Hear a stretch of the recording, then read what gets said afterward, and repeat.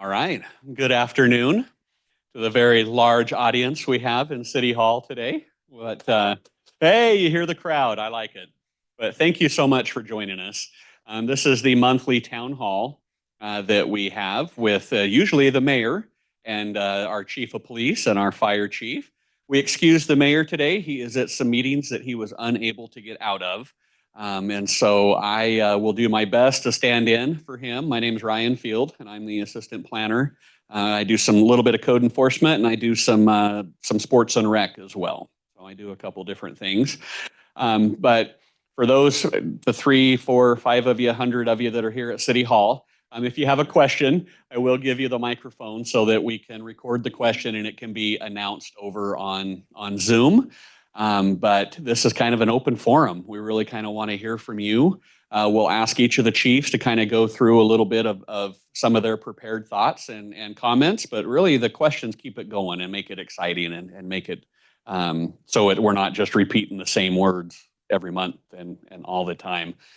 So I'm just going to, again, we have Chief Greg Tominski with our fire department, Chief Zach Hessing with Star Police. And so I know Chief Tominski does have another commitment. So I'm going to go ahead then and turn the time over to Chief Tominski. Perfect. Thank you. Welcome back. We have as Ryan said, I have to leave here in just a little bit. We have our 4th public information meeting at the fire station today. I do know for sure that there is somebody coming that moved here just very recently, and he wanted to meet me. So Robin's going to start with him. Our district administrator is going to start with educating him on how we got to needing a levy, and then I will leave here and go over and meet with him. And hopefully, there's more people there. But you folks have already heard everything, so I will just make it brief today. We still have the same need. We still have the levy increase on the ballot. I think that you folks were in the last time when we talked about the questions that get asked. You even mentioned it, like, why would you build a fire station if you can't staff it? We have collected the impact fees.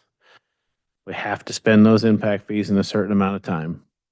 Construction is not going to get cheaper. It goes up every day. So we are building the fire station at the rate it costs to build it today, and we will just keep it empty until we have the ability to staff it. The other big question that comes up is if it takes $1.5 million to staff a fire station, or 1.6, why are you asking for $2.6 million? The ability for us to come back in a couple of years, if we ask for 1.6 million, would be ability for us to come back in a couple of years and ask you for another $1.6 million. Political scientists say that your chances are pretty slim to none. You would have less than a 10% chance of passing a levy increase again within 10 years of the last one. So we are asking for more because technically we need 12 firefighters to actually fill the station, because we have to take into consideration vacation and injury leave. And like I said before, and I know this is not a typical government saying, is if we don't need it, we won't take it. If we were able to get legislation changed this year, we'll just say that this next session we got legislation changed somehow, that we got our funding back, we would only use what we lost. And currently we have lost 1.75 million. I know the last time I told you it was 1.5 or 1.2. I don't remember exactly what it was, but Robin just reran the numbers with all the current values, and it's 1.75 million we've lost since House Bill 389 went into effect. So we're asking for more than it takes to staff the fire station, but we also are planning on keeping those people for the next few years so we can continue to keep the employees and their benefits at what they are today, and what the cost continues to go up. We asked for more. That is the reason. And like I said, it's not typical for government to say we're not going to take your money, but I got no reason to take it.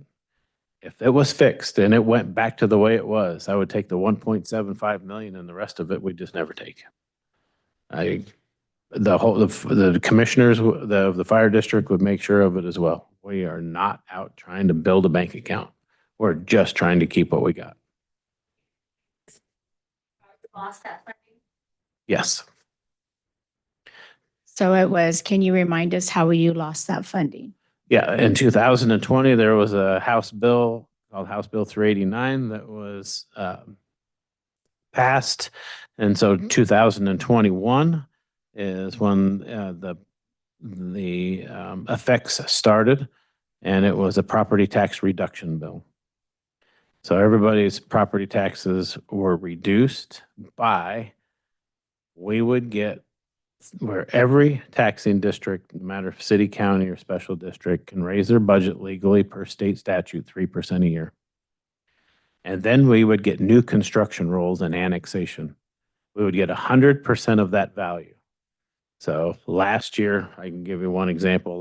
Last year, I believe the city of Star grew in value by $818 million.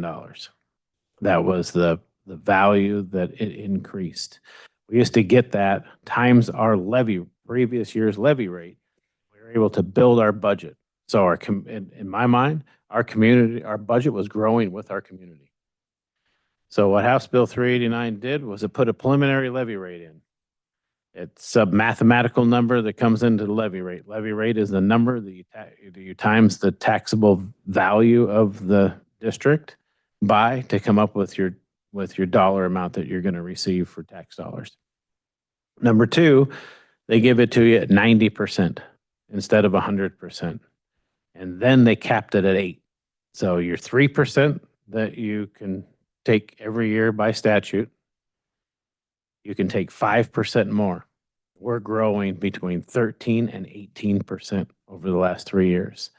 So basically anything over 8 that we grew was left on the table. Our budget in Star Fire District should have increased this for 2025's budget that starts January 1 for us, should have increased by about $900,000 the old way. Our budget increased by $300,000.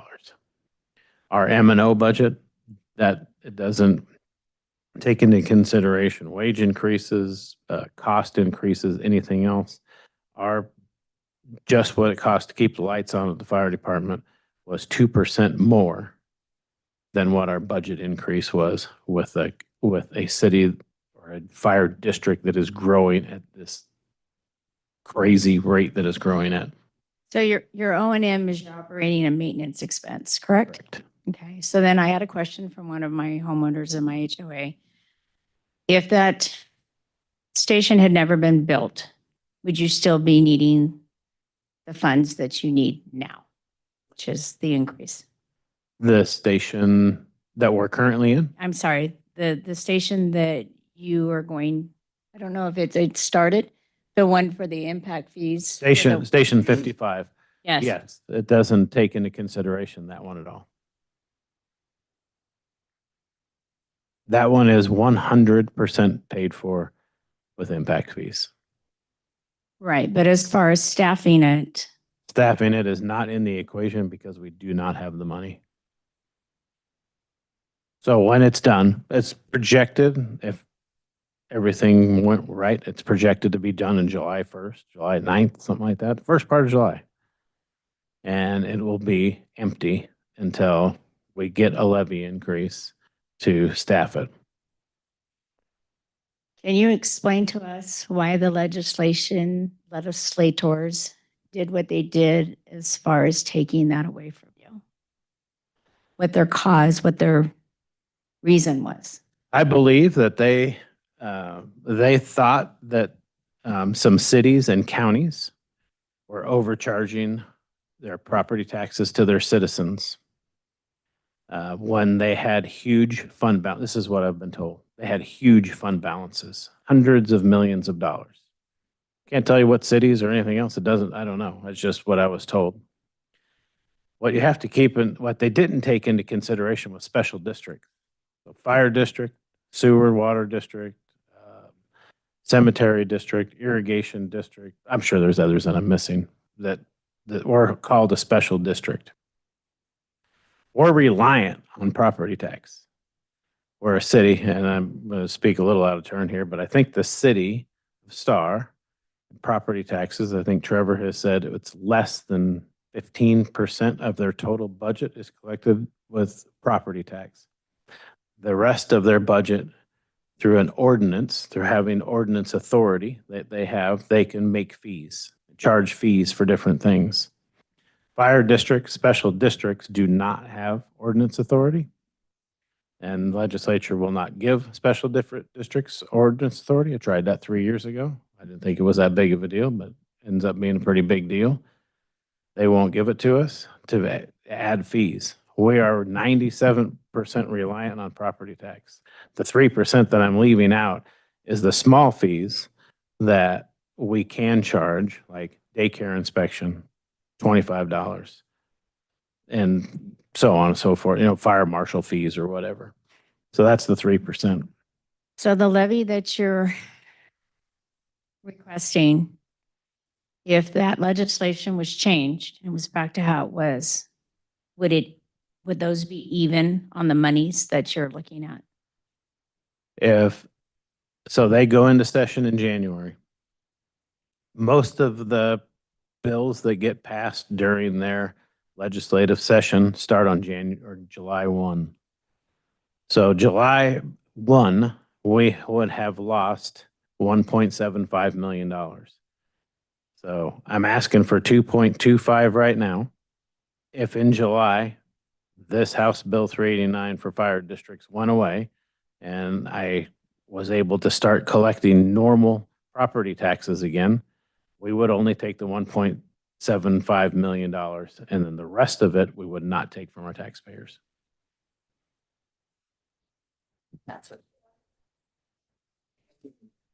If this levy, one more thing and then I'll stop. And I'll give it to you. If this levy does pass, and this will be November 5th of 2024, the fire district will not get $1 of that levy increase until January 26. Typically is the day that we get a check from the county, 2026. So, and if it's a May election, so if it didn't pass this time and it will be back on the ballot in May, then we would also get it in January of 2026. But if it went to the next November, it would be another year added onto it. And I can tell you what the commissioners have said to this point is it's not going out off of the ballot because the need has not gone away. And unfortunately, if it goes a couple more election cycles, it's going to have to go up. And it makes them sick. I mean, they don't want us to be in this predicament.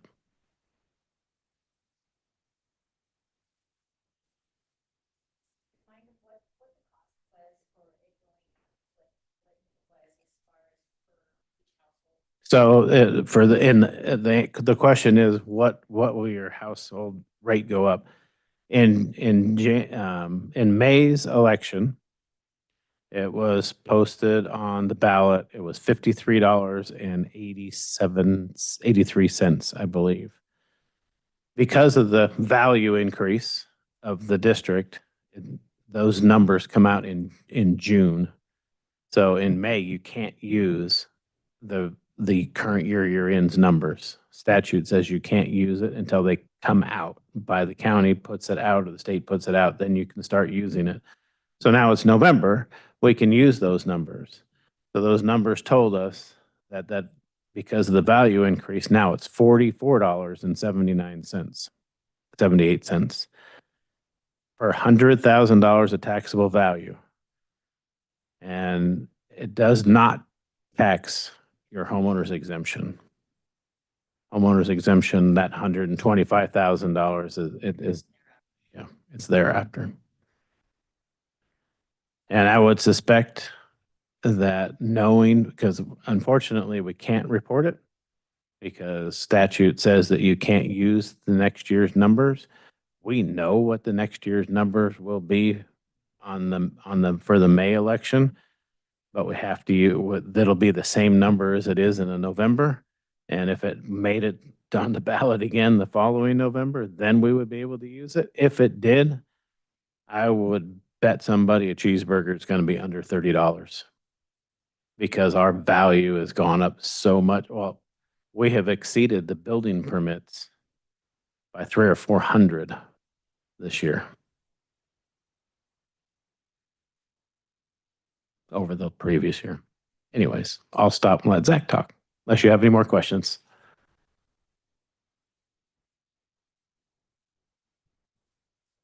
All right, Chief Zach Hessing, Star Police Department.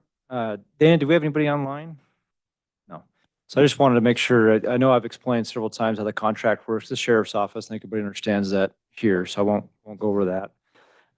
What I'll do is I'll just kind of start in on the new budget that we got and the new additional deputies that the mayor and city council awarded us and to go forward here. So we did add an admin sergeant for Star Police Department, which is fantastic. So what that does, we already have, prior we had 2 patrol sergeants, one of them standing in the back of the room here, Sergeant DeBee, and Sergeant Steele, who we have 2 sides a week. We have a blue side and a silver side is what we call them. When the blue side's working, silver side's at home. When the blue side's at home, silver side's working. So Sergeant DeBee, who's in charge of the blue side, supervised them, and then Sergeant Steele was on the silver side. Well, with this new admin sergeant, we did testing, and Sergeant Steele is now our new admin sergeant. He will take on responsibilities to supervise the problem-oriented police team, which is, we call them the POP team. They are a truly proactive team for Star Police Department.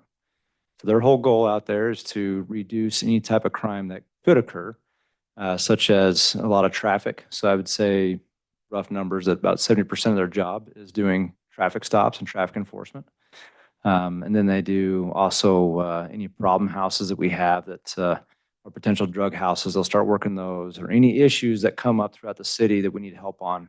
They go and they tackle that problem.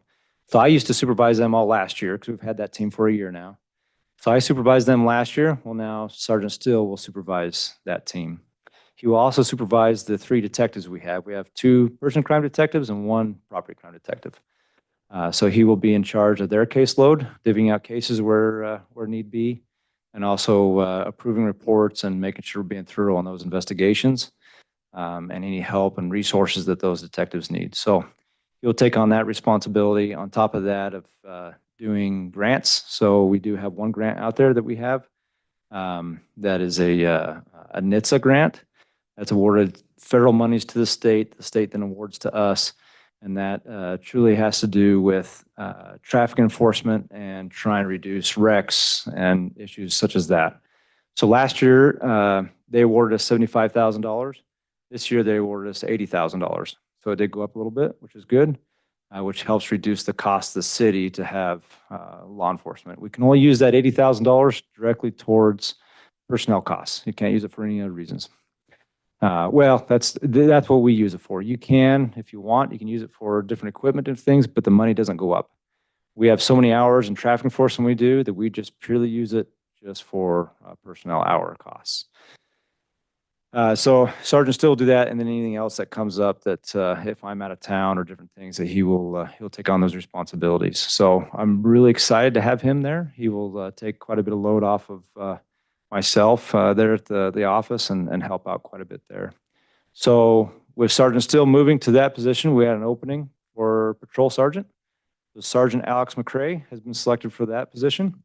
He is a lateral a few years back, 2020, I want to say, right around there, from California, came up here, has been working for the sheriff's office since then. He was a major crimes detective for Ada County Sheriff's Office and put in for sergeant, did testing, did a great job. So we're fortunate to have him here with us to take on the supervision of the silver team. We also were able to get a new K9 deputy and K9. So last night, Mayor did a wonderful job doing the the city address. And during that time, we introduced our new canine. Her name's Luna. She is the best looking deputy we have. And she is one of the coolest looking labs I've ever seen. Yep, she's got kind of almost a silver color to her, and her eyes match her coat. And she's doing a great job. They were hoping to get them through both. So Deputy Goldstein, who is a patrol deputy for us, he wanted to be a canine, has been wanting to do a canine for quite some time, put a lot of personal hours on his time off and going to canine trainings for the sheriff's office, and put in he sacrificed quite a bit, and he showed a lot of effort in wanting to do that. So I was happy to see that he tested and was selected to be the canine deputy. So he currently is working on the Silverside patrol. He will, at some point when we can backfill him, he will go and work on that problem-oriented police team with those 2 other deputies. That's proactive law enforcement. So proactive law enforcement team. We're all proactive, but proactive law enforcement team that we have. So, but right now, because we can't backfill him quite yet, because we're still going through trying to catch up on hiring people, he does have Luna with him. He's working the blue side here. He's actually working right now. He has Luna, but they're not certified yet. So what they have to do is they have to go through several hours. I don't know exactly the hours, but it's a lot of hours of training and certification to become a narcotic canine dog. So it's a single purpose dog. It's not an apprehension dog. Some dogs can do both. This one's just a single purpose narcotic dog. And the reason why we wanted that is because City of Star, we love doing events. If you notice, Star Police are at almost all the events possible we can be at to be able to meet and greet the community and get to know them. Well, we want them to get to know Luna as well. And as many of us know, many people are dog lovers. And most often people are more dog lovers than people lovers. And so sometimes it helps to meet more of the community as we have that dog out there. So a lot of the community events will ask Deputy Goldstein to be there with Luna to be able to meet the community. So we're hoping maybe, and I don't know exactly, but maybe March timeframe is when he will be certified with Luna to be able to help with drug sniffs and finding drugs off the street. The big help with this, so Ada County Sheriff's Office has 3 contract cities. Right now, City of Star is the only one that has a canine unit. Now, we used to have canine units back in contract cities years ago. They kind of went away. Now they're coming back. We're really excited for this because there's case law stating how long we can hold somebody on a traffic stop. So you can only hold somebody on a traffic stop as long as the reason you are for the stop. For instance, if we pull somebody over for speeding and we don't have any other articulation of why we want to hold them there for narcotics, as long as it takes you to research that person and write out a citation, you got to let them go. So the problem you run into is, say, whatever time that takes you, 15, 20 minutes, sometimes we don't have a canine close enough that can be able to do a drug sniff on that car really quick to see if that car has any drugs in it. With Luna and Deputy Goldstein being here locally, it'll really help us out to make sure we can hit that quicker and get more drugs off the street. Our patrol teams are doing a fantastic job getting drugs off the street. The mayor mentioned it last night that it's well known that don't take drugs through Star because you will get pulled over and you will go to jail. I was on a podcast recently, talked about marijuana here in Idaho. Marijuana is still illegal, so we still take people to jail for it. And yep. So the question, even medically use. So they do have some things of medical marijuana that in the state of Idaho that is allowed. So if it's medical, it kind of depends on the. If it's medical use, then we take that into consideration. So there are some things that come up every once in a while, but the majority of the time it's not the medical side of it. It's just people wanting to have the marijuana with them. So we still take people to jail for that, and Luna will help reaffirm that don't come driving through Star. We will still take you to jail for drug crimes. So that's the 2 new positions. The other position that we added was the 3-month position during the summer, well, 2.5 months of summertime. We're going to add a deputy to be able to work juvenile crimes and mostly, to be honest with you, mostly down there at Star Pond as well, to try to reinforce what's going on there, because that was quite the issue at Freedom Park this last summer. So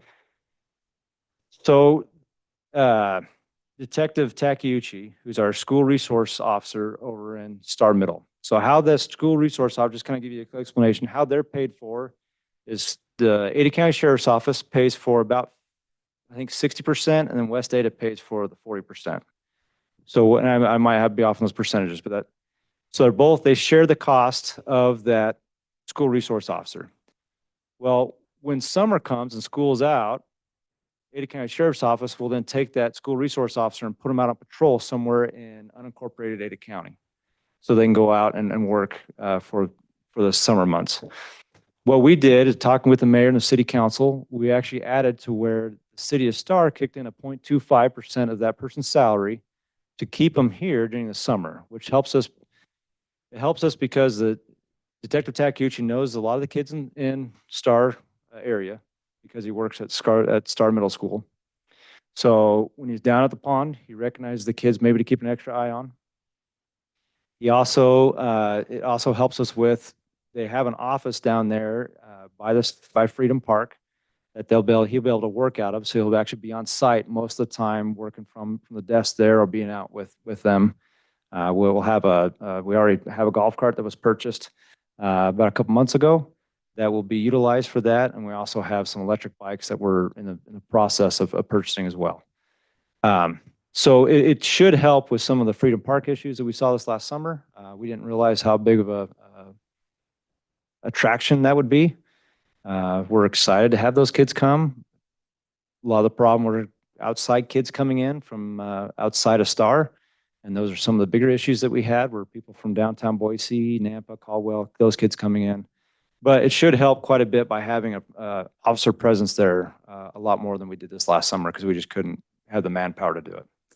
So the 2.25 positions that were added to the Star Police Department puts us just over 20 police officers commissioned. So we're right at that goal. I think it was 1.02 officers per 1,000 is what we're actually at. So the city of Star's done a fantastic job, even with the, I mean, you heard about the budget issues that each city, and just to kind of reaffirm, with that 8%, it doesn't hurt a lot of the cities, because the cities aren't growing more than 8%. You take the city of Eagle even, who about 4 to 5% is what they're growing. Well, they can keep up with it because they can grow their budget by 8%. You take the city of Star, it's growing at 16%. Well, that's double what we can grow our budget. So city of Star got really hurt by that House Bill 389.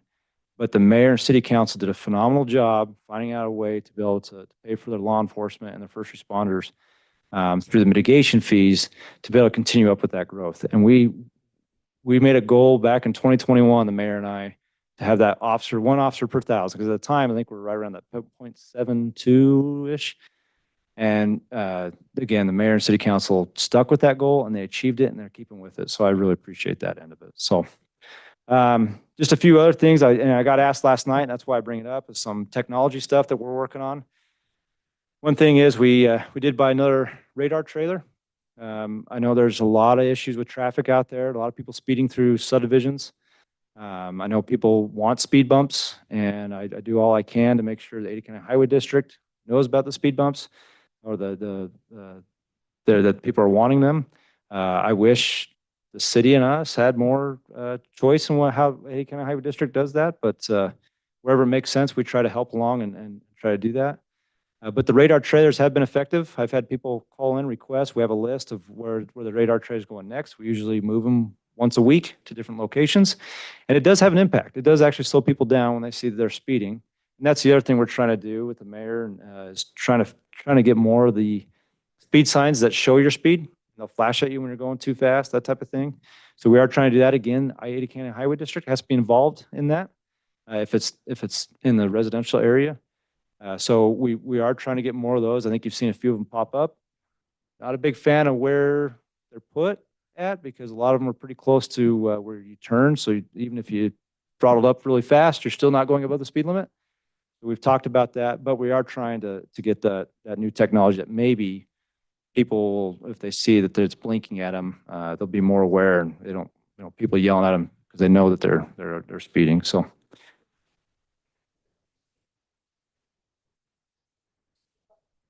So the question was, is it Ada County Highway District that needs to approve the speed bumps? And yes, so it has to go through them to approve them, like the ones on Main Street.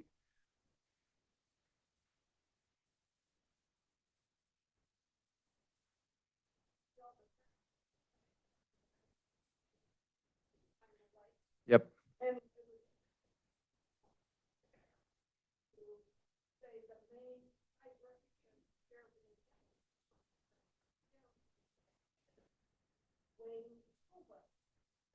Yep.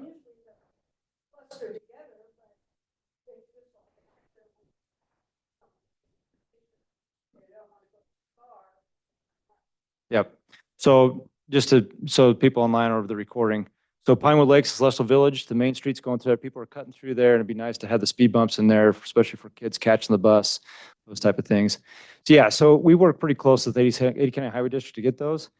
The issue with speed bumps is they have to be designed correctly, because Star Fire, they can't get through because they'll break springs because they're so heavy.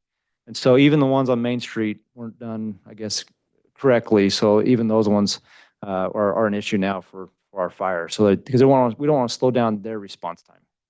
Yeah, they're not separated. The separation is not correct, because they try to get it to where it can span, the truck can span the bump so it doesn't hit. But I guess it's not correct. I'm just guessing here. So, but that's what my understanding is. So yeah, so we have to work Ada County Highway District on those. So we are trying to get out, and I know people are pretty frustrated. I live in Star too. I see the speeding. So we are pretty frustrated, trying to do the best we can at making traffic stops and getting out there and getting people to slow down.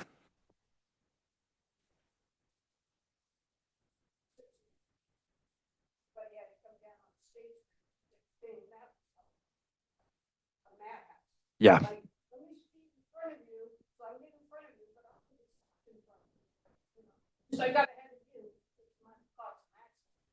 Right. Yep. Yep. The construction during the summer, when Star Road was closed, we saw a lot of issues with that, with not only the aggressive driving of it, but the heated arguments and heated conversations that people would have, and we get called of reckless driving, those type of things too. So the mayor mentioned last night, the good about that is they understand now that Ada County Highway District can't close that road down for 2 years. So hopefully they don't do that. I think they understand that that's that main artery, and there's no way that we can get traffic through. So.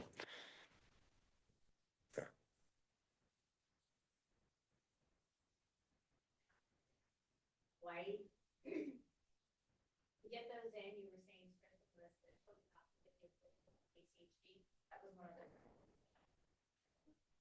Wanted to ask, we had a survey, we fell short by 41 cars. And so that was the next step. Was the survey for speed bumps? Is that what it was for, or was it for? Okay. So the question is, do you have to get the approval, Ada County Highway District, to get the speed limit signs that flash at you and show you what your speed is? Yes. Any speed limits, any signage whatsoever that goes along Ada County, well, any road. So if it's residential, it's Ada County Highway District. If it's a highway like 1644, 2026, it's ITD. So, but yes, they have to approve any signage that goes along there. And they have been known that they will take down signs if people put those up. So they've been more open with trying to get them. There's more and more of those signs coming up. Not in Star, we're trying to get more in Star, but I see them throughout Ada County that they're putting more up. So hopefully we can keep pushing and get more of those signs, because I do really think that they help deter people from speeding.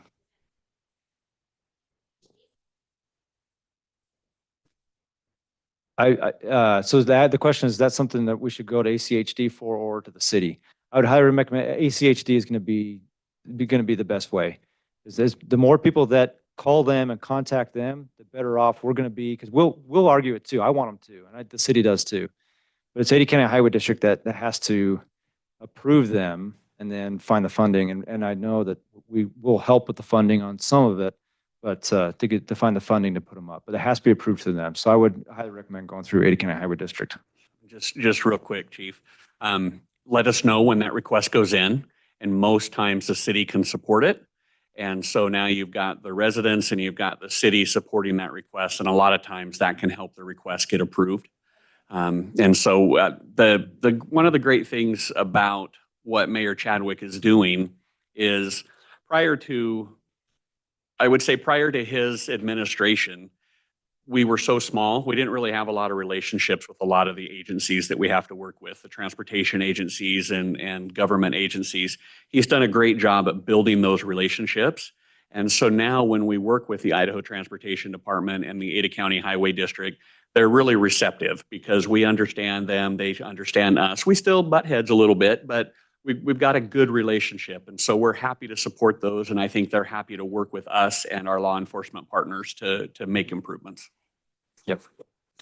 The only thing I was going to throw out there too, oh, another question.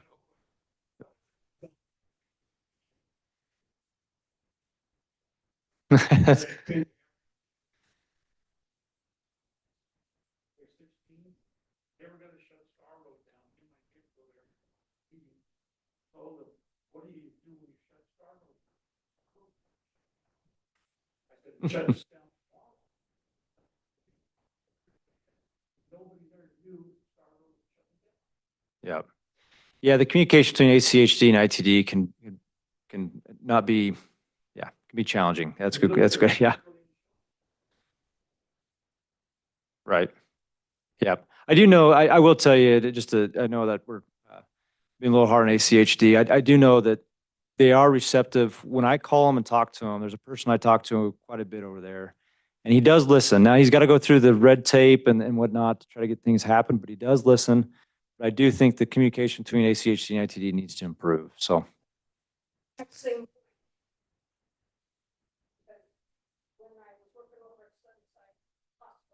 Mhm.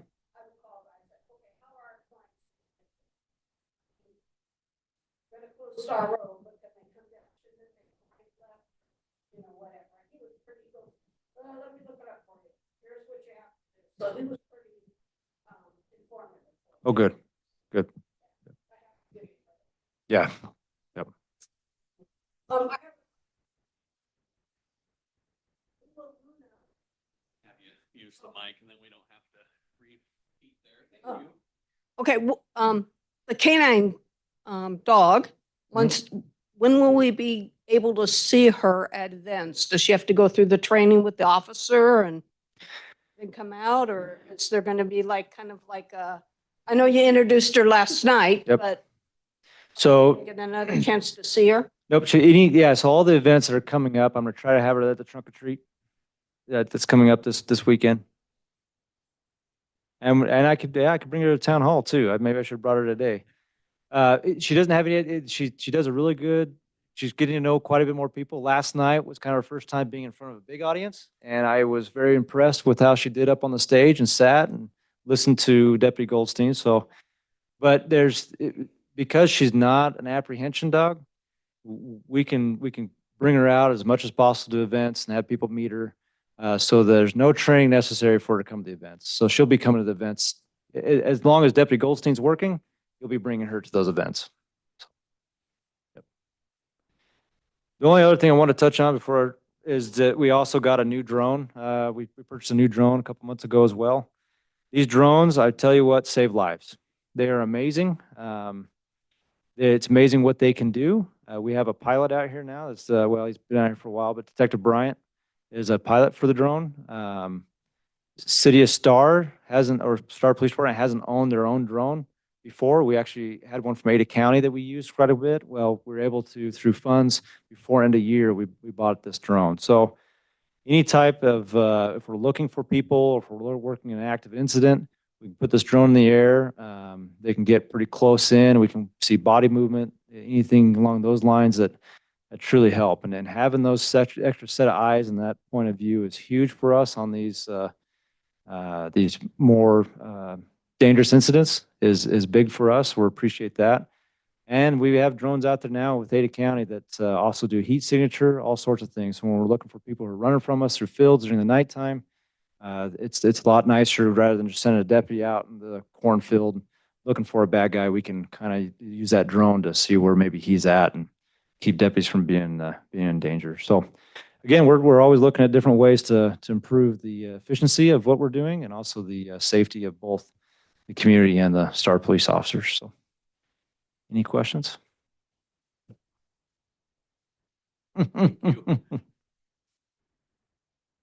On the pond, Yes. I had my grandsons down there. We were fishing and we left because a fight broke out between two groups, two guys, individuals. So that is your main reason why you're putting another officer. And then are you saying that he's going to be there full-time or just periodically in and out? So he will still work some juvenile cases. So he'll still have a caseload when it comes to, we kind of call it JTF, Juvenile Task Force, what they've called in the past. And so when the Providence police team or the patrol run into juvenile issues, instead of them having to work that and work through who these people are and knowing the family, we'll have Detective Takeuchi will take on those. So he'll still have a caseload to work during the summer, but he will be more at the Freedom Park area, writing reports and walking around there a lot more than you saw last year. Hopefully more, I hate to say this, but it's going to would take weekends. It's mainly when it's the weekends that there was problems out there. Yeah. We literally stopped going The other because thing, it got so bad. yeah, and the other thing we're doing too is we're starting a volunteer program. I've got somebody in the background right now that wants to be a volunteer. I open it up, and if more people, Star Police has never had a volunteer program before. I worried a little bit about starting a volunteer program because I don't want, I want the right individuals that are not going to go out there and cause issues, but truly are just an extra set of eyes for us. So the idea behind this volunteer program is they can use that golf cart if needed, or however they want to get around at like the parks. But essentially they would volunteer their time to travel around the parks. And when they see problems, they can, you know, if they feel safe enough to do so, they can confront the juveniles and say, hey, that's against the rules, don't do that. But if it gets any worse than that, they need to call Star Police to come and handle it, not themselves. But I do think they'll have shirts that say Star Police and volunteer on the back. I do think that's going to help with some of that too, being out there. And then, yeah, we're just going to try to have more officer presence this next summer. The next question is one of the factors that I think was in the one fight was alcohol. Yes. Personally, that's what I felt it was. Can we limit alcohol at that areas or? So no alcohol at Freedom Park. So when that park Oh. first opened, we didn't have a rules sign up there, and we didn't have specific rules just for that park. We do now. So that's the other thing that you're going to see too. If you go down there, there's already a sign down there kind of in the front of the pond that says the rules. And then we also have the ability, when people are violating those rules, to trespass them. So we have the authority to trespass them from the park. If they don't leave, then we arrest them for trespassing or cite them for trespassing. So, but the one thing that we changed with this park, because other parks are allowed to have it, but this park, you cannot have alcohol at it. Okay. Did you guys happen, just might be me, don't mean to be stereotyping. It just seemed like some of the people that were coming in were more gang affiliated looking people. Did you have any issues with any gang issues there? So the one fight I think that you're talking about, that there was, I don't know if it was that fight, but we did have one juvenile who stated that he was part of a gang. That's the only, I think, the gang affiliation we had down there, that he just stated that he was in some gang. But again, he was 16 years old. That with the tats and everything that they had on him, that I would assume from my background Right. that he was affiliated with a gang, which is why I left with my grandkids, because it was just me. Right. So My understanding, and I could be wrong, but my understanding because I'm trying to keep a pulse on any gang activity happens in Star, that was the only one that was confirmed that he was stating he was from a certain gang, and it was a juvenile. So, okay, don't know. thank you. yeah.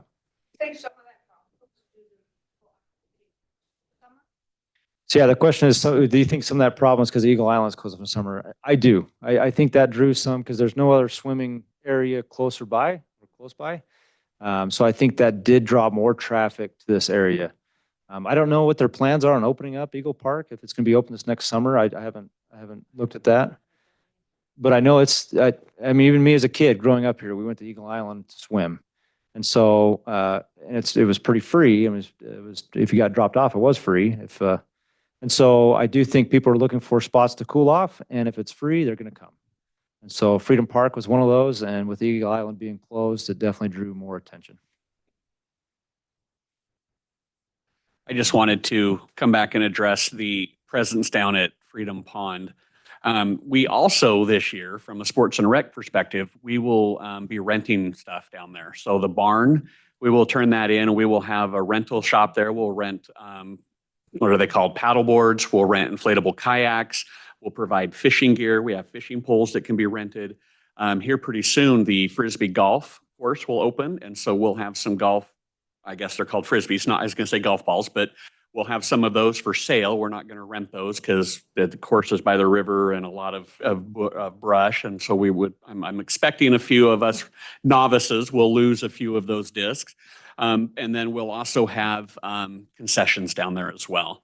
And so that is all in the plan right now. And we are currently working on that building to make those necessary changes. We've already, we worked out with Shields and got a great deal. And through some donations, we already have the paddle boards and the inflatable kayaks and the fishing poles. So we are ready to roll next summer. And with that means we'll have staff down there all the time. So that staff, part of when they're not busy, we'd like them to also be out and about.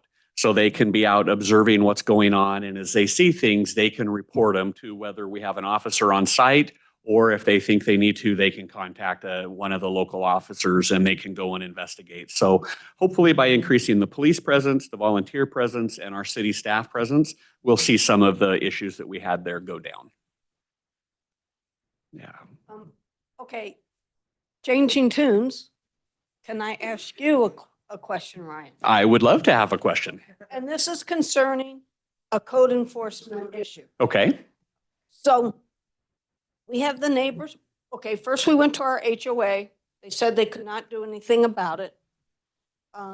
So then we filled out a form and dropped it off 4 months ago over in code enforcement. Mm-hmm. And what our neighbor has done is put up an extension on the fence.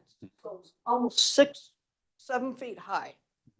But he didn't do it the way he said he was going to do it. He said he was going to pour cement in the poles and then extend the fence. All he did was put a piece of aluminum back with the screw. So it's like if you get a big windstorm, Mm-hmm. you know, it may blow over. We do get a lot of windstorms. Mm-hmm. So what, have you seen our? I have seen it. Oh, Yes, I have seen it. We put pictures on there. You did. Yeah. Yeah. So our code does allow that. HOA, so our code allows the fences to be larger, but it does require a permit to be pulled in order to make that happen. So the homeowner didn't pull a permit. So if I go to that homeowner and tell him and he comes and pulls a permit, then he can do that. The HOA probably has stringent guidelines on how tall fences can be, the materials they have to be made out of. The city doesn't specify that, other than we don't allow barbed wire.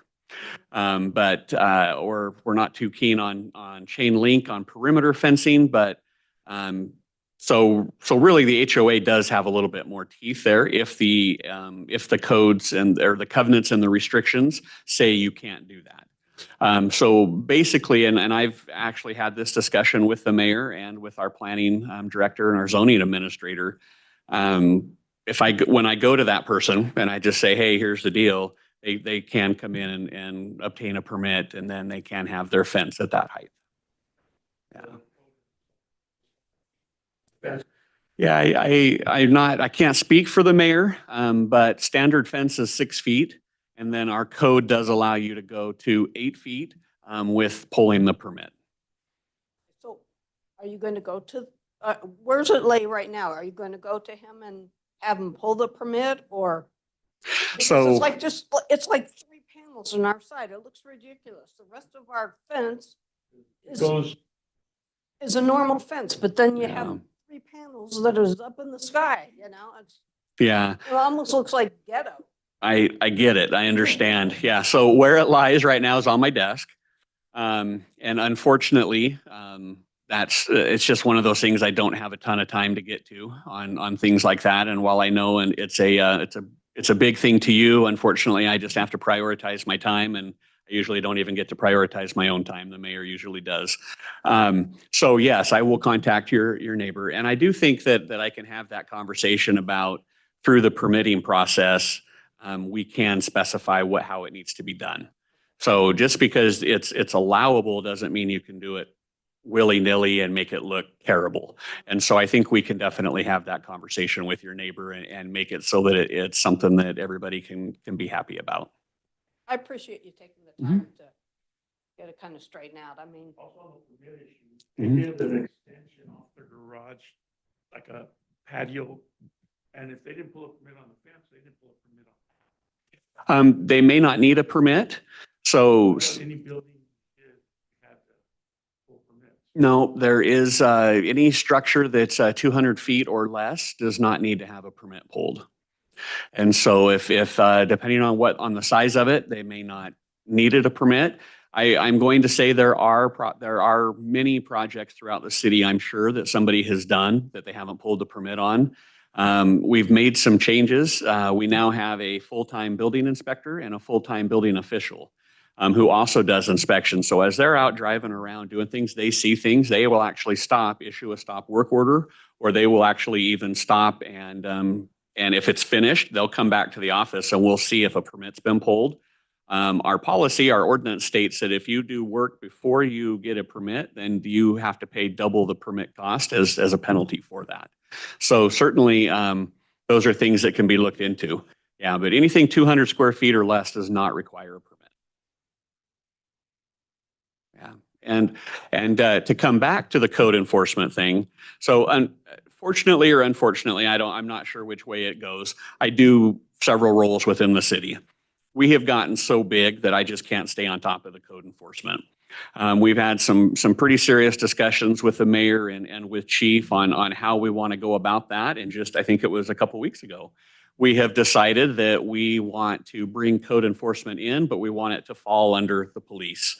So right now, they are doing some work and getting some numbers together, but we are going to hire somebody that will do code enforcement full-time. That will be their job. So they will have the ability to follow up on these things. And I mean, that's their job. They won't have 4 or 5 other ones, and they can keep continual follow up on things. They can see it through all the way to the end. We will have a fine process in place. We will have a way of collecting those fines, issuing those fines. And we just really think that by having it through the sheriff's office, that it's going to have much more success than running that through just city staff. So what So, options do we have? Fence is mine, I paid for it, he didn't pay for it. I put the fence, because there were no houses around us when we Mhm. moved in. We had a dog, we paid for the fence. mhm. So the fence is mine, do I have the option to take it down and throw it in their yard? So no, and it's a valid question, right? It really is. So here's where that lies, and I'm going to ask Chief to weigh in on it because he's probably going to have some thoughts on that as well.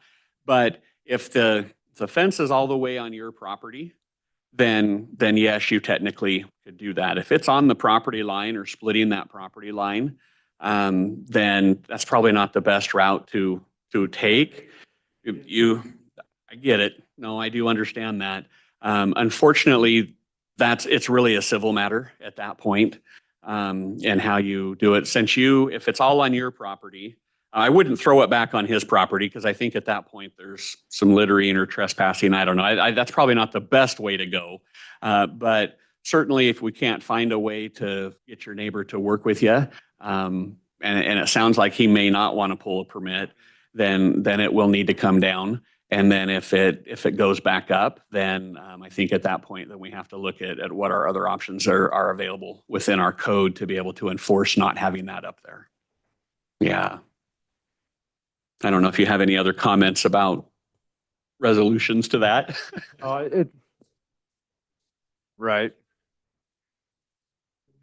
I've argued with them for 8-9 months, yeah. then they told me go to the city. Yeah. And we got a new HOA and they said, oh, no, we can't take care of any of that. Yeah. You know, Sometimes it's tough when you get certain neighbor problems. We deal with quite a few neighbor issues. Sometimes people are mad because one mows part of their lawn, and then you can come mow my lawn anytime you want. But With the fence, I'm the same way. I had a house built here in Star 2 years ago, and we were the first people in that area, so we put in our fence. But because it's on the property line, it would be hard for me to take that fence down because it's dividing our property line. It's kind of both ours now. And on top of that, the HOA our HOA is pretty on top of stuff, which I'm not a huge fan of HOAs, but sometimes they're needful. Like in this situation, it'd be kind of nice to have. But ours, they will catch you if you park wrong. I mean, they're pretty quick. But I will say that with our HOA, I know if you took the fence down, they'd be demanding you put it back up, and they'll start fining you if you don't. But it is, if that came down to it, would be a civil problem, like Ryan stated, with the fence area. And I'm sorry you're going through that. Yeah, that's kind of where I'm at. That's a hard spot.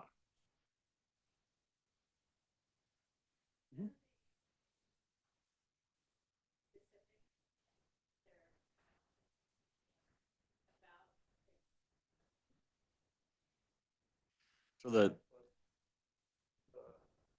One that approved it.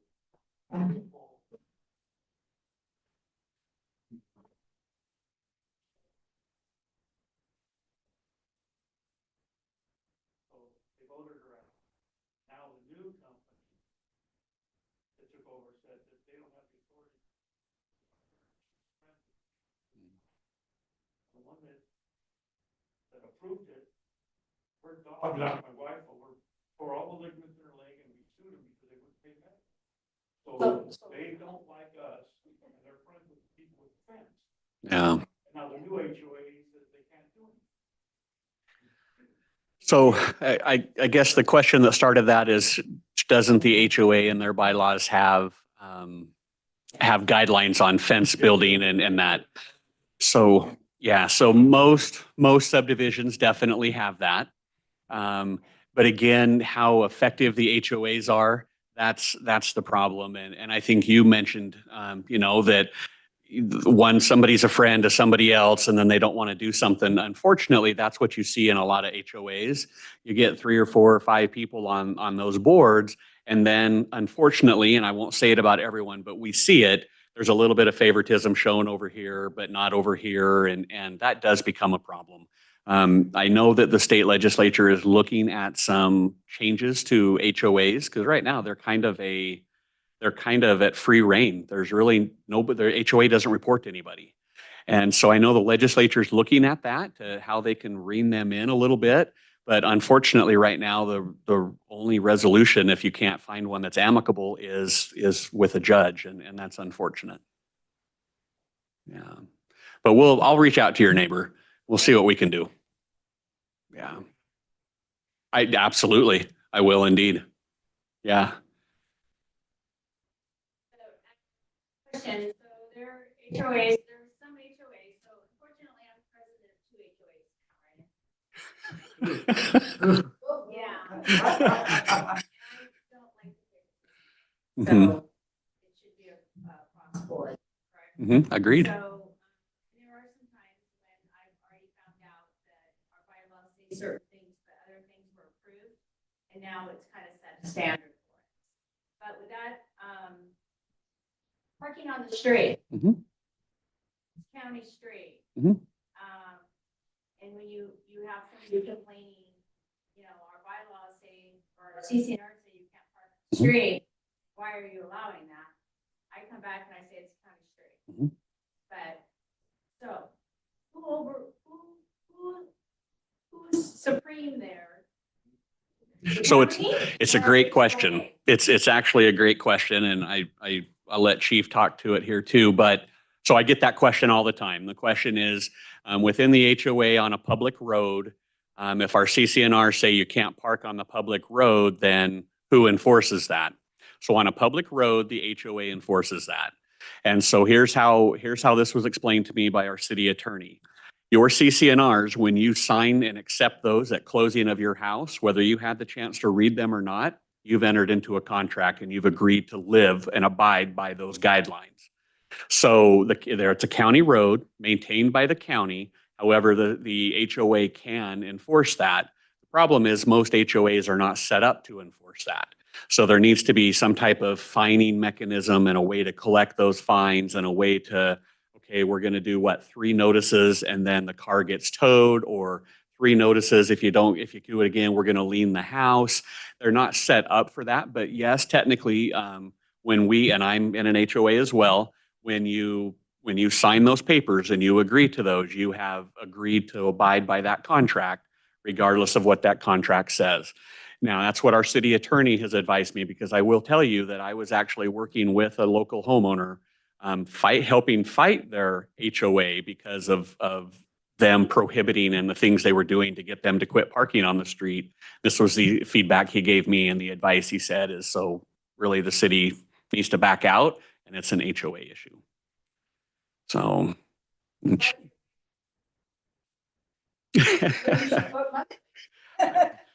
I'm pretty good for questions with email. I may not be great at looking at your complaints on my desk, but I'm pretty good with questions. So just to add to that, so many times Star Police has tried to pull, the HOA tries to pull us in to enforce their rules. We can't enforce our rules. We can enforce city ordinances and we can enforce state statutes.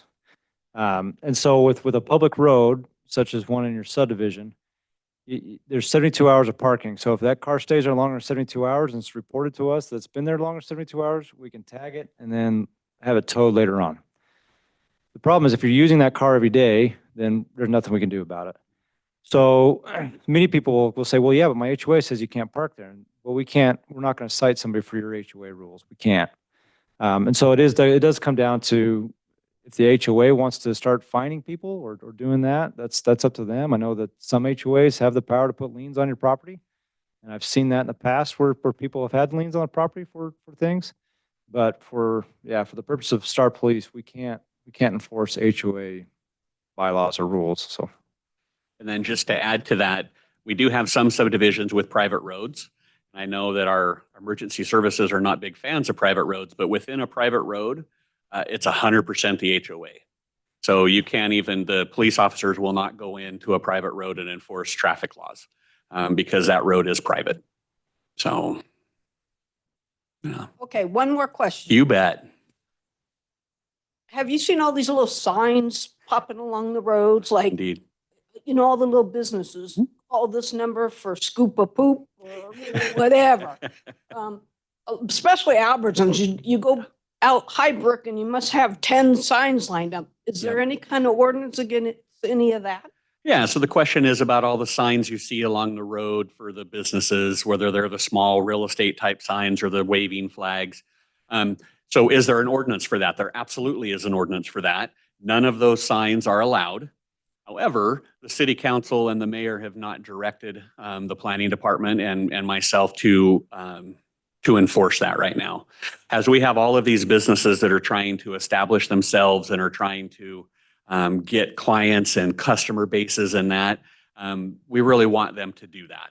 At some point, I think we're going to reach a certain point where they are going to say, okay, it's time to kind of clean things up, and you can get a temporary sign permit. There are certain things you can do with that, you know, grand openings, special sales, those types of things. You can have a permit if you go through the right process. But all of them that you see up and down the roads are against our ordinance. We've just chosen to not enforce that right now so that we can try to help out the local businesses. Now, what if they're not local? What if they're just, you know, like some of these, you know, because I'll see a sign, the same sign, say down by Albertsons, but then I'm going down, say Shinden, and I see the same sign there. Yeah, no, good point. So if you see a sign that's maybe not local, we haven't really made the determination that we're going to go and look at all of those signs and determine this is a local business, this is not a local business. We've just kind of made the carte blanche statement that we're going to go ahead and allow those at this time. I do anticipate that there will come a time that those are going to be cleaned up significantly. Yeah, you bet. Good question. I think what's going to help with that is, again, talk about this code enforcement officer, because Ryan doesn't have the time to go do a lot of that stuff. But as city grows and we get a code enforcement officer, like CUNA Police has a code enforcement officer that's full-time, and he does a fantastic job. So we're going to kind of model ours after what CUNA is doing. And it'll be a lot of help on issues such as that one there, so. I thought I saw maybe another question. Okay. Okay. Yeah. Okay. Any other questions, Dana? Anything from anybody online that had a question or anything that came up? All right. Anything else from the couple hundred folks here in the room? Okay.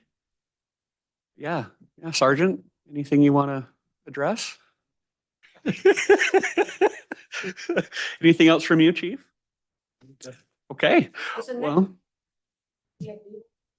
Beagle? Well, we'll